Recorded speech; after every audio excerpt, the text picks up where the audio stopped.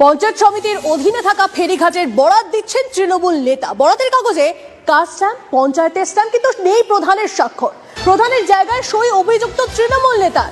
সাদা কাগজে লেখা ডোমকল পঞ্চায়েত সমিতির অধীনস্থ 19টির মধ্যে 9টি ফেরিঘাট 23,90,000 টাকায় এক ব্যক্তিকে বরাত দেওয়া হলো।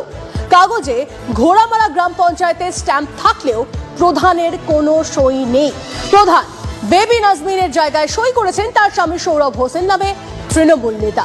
সরকারি সম্পত্তি কিভাবে বরাত দিতে পারেন শাসক নেতা, প্রশ্ন উঠছে। তৃণমূলের তোলাবাজিতে রাজস্ব পাচ্ছে না সরকার, মুখ্যমন্ত্রীকে চিঠি অধীর চৌধুরীর। যখন পশ্চিমবঙ্গে আর্থিক অনটন চলছে, 6.5 লক্ষ থেকে 7 লক্ষ কোটি টাকা মাথার উপর ঋণের বোঝা, তখন এরকম কত হাজার ফেরিঘাট, কত হাজার বৈধ ব্যবসা অবৈধ হয়ে যাচ্ছে।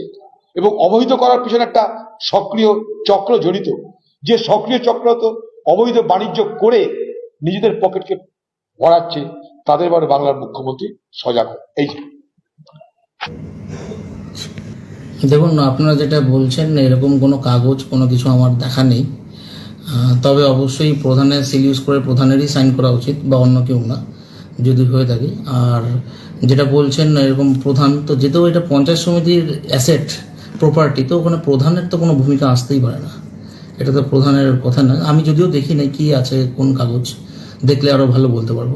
কিছু কিছু জায়গায় হাইকোর্টের কারণে, স্থগিতাদেশ থাকার কারণে এইরকম হসপিটালও আছে, এরকম জবরদখল করে দোকান চলছে সব, তাদেরকে লিজ দিয়ে গেছে কোন মহিলা সমিতির নামে, কোন অমুক সমিতির নামে, কোন তমুক সমিতির নামে সব লিজ দিয়ে গেছে।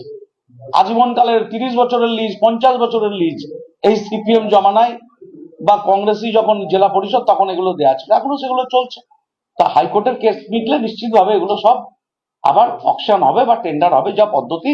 এখানকার জেলা শাসক আছেন, দক্ষ জেলা পরিষদ, নিশ্চিতভাবে জেলা শাসক সে বিষয়ে দৃষ্টি নিশ্চয়ই দেবে।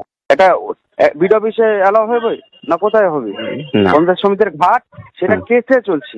সেটা আমার তো দূরে থাক, আমার বাবার ক্ষমতা নাই দেওয়া কাউকে লিজ।